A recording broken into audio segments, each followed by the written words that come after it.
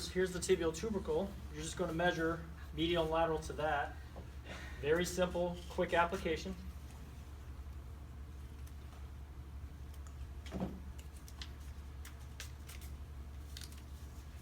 With your kids with sensory issues, less is more. So this might be all you get away with. Okay. If she did in fact have joint line tenderness, here's the lateral joint line. Palpate all the way back to that femoral condyle and that little divot.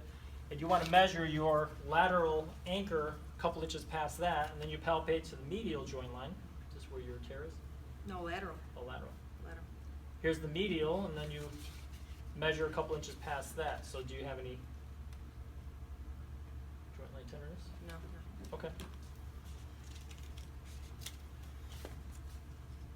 You don't have a tear. It's in your head. Huh? Just kidding. You could say to your adult patients, your pain is in your brain.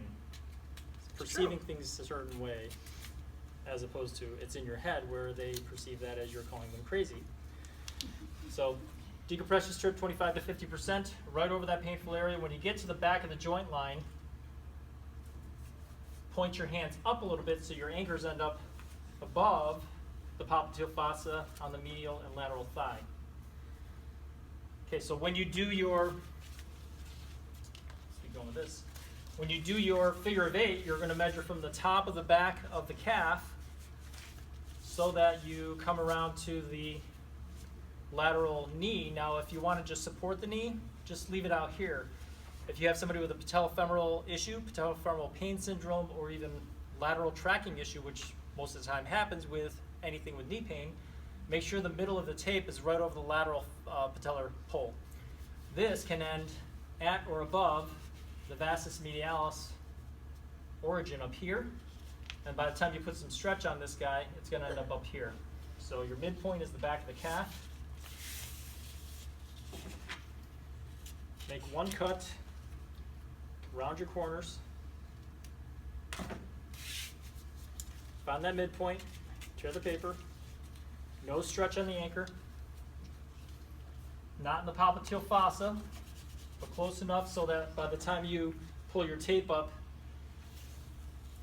you don't have to make a lot of ground to make that angle. So this medial C, I do not put a lot of stretch on because I do not want to promote more lateral glide. And the middle of the tape is going to go right over